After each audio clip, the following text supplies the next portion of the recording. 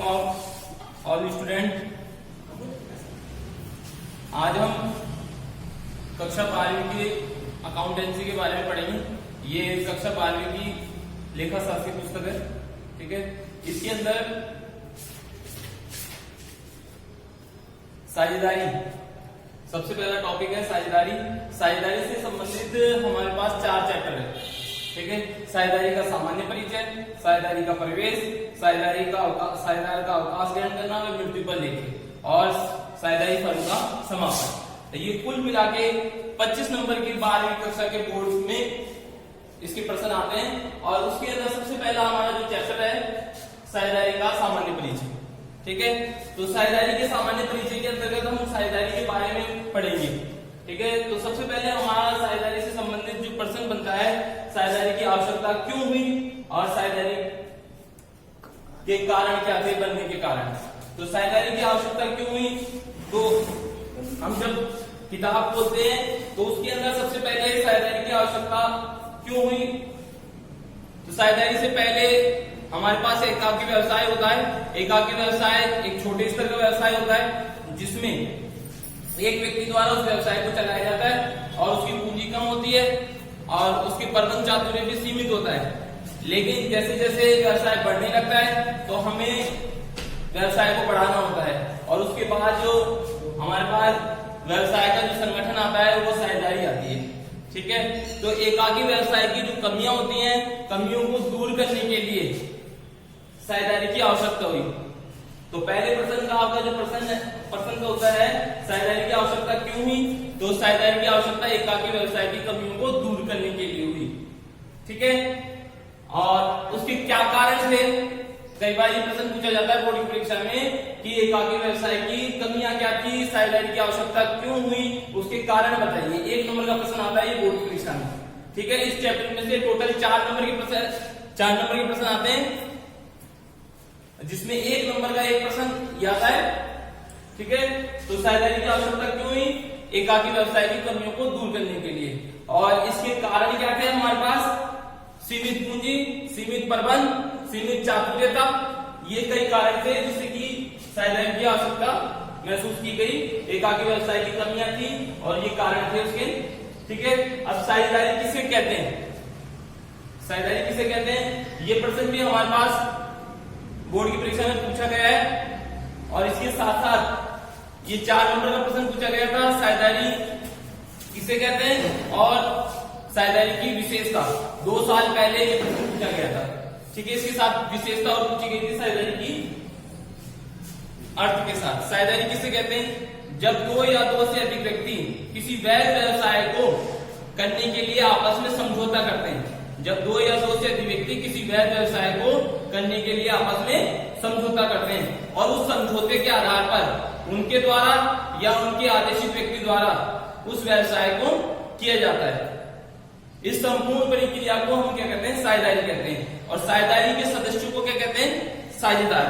और साझेदारों के सामूहिक रूप को साझेदारी फर्म कहते हैं जिसका एक विशेष नाम होता है, ठीक है। ये प्रश्न बोर्ड की परीक्षा में पूछा हुआ है, 2 टुकड़े में पूछा था, साझेदारी का अर्थ किसे कहते हैं और उसके साथ विशेषता पूछी हुई थी जो हमने अभी साझेदारी के बारे में बताया, ठीक है।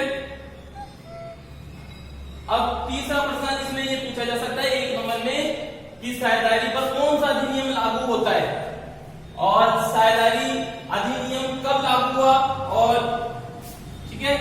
तो साझेदारी पर कौन सा अधिनियम लागू होता है, साझेदारी पर भारतीय साझेदारी अधिनियम 1932, ठीक है। भारतीय साझेदारी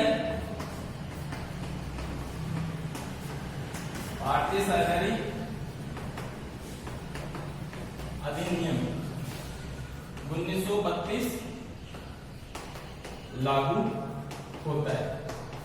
1 नंबर का ये प्रश्न आता है आपके, कई बार ये पूछा हुआ है कि साझेदारी पर कौन सा अधिनियम लागू होता है। तो साझेदारी पर भारतीय साझेदारी अधिनियम 1932 लागू होता है जो कि 1 अक्टूबर 1932 को लागू हुआ। ये जो अधिनियम है वो कब लागू हुआ, 1 अक्टूबर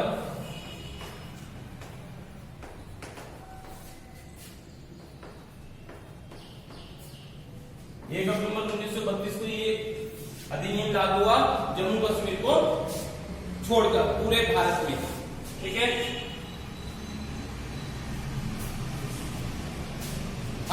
साझेदारी की जो परिभाषा है, साझेदारी की जो परिभाषा है भारतीय साझेदारी अधिनियम 1932 की धारा 4 के अनुसार दी गई है। जो परिभाषा है साझेदारी की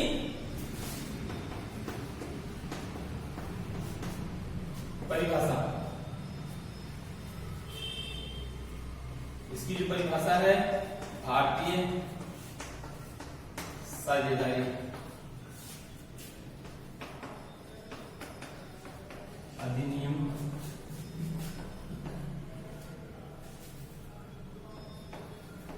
1932 की धारा 4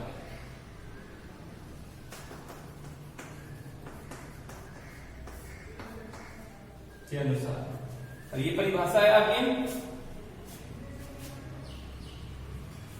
साझेदारी उन व्यक्तियों के मध्य पारस्परिक संबंध, साझेदारी उन व्यक्तियों के पारस्परिक संबंध है जो किसी व्यवसाय के लाभों के लिए सहमत हुए हैं, जिसका संचालन उन सब के द्वारा या उन सब की ओर से किसी एक के द्वारा संचालित किया जाता है। ये इसकी परिभाषा दी गई है, ठीक है। लेकिन ये परिभाषा अपने आप में यानी कि समझने की दृष्टि से पूरी नहीं है, ठीक है। इसीलिए जो मेरे द्वारा जो परिभाषा दी गई है,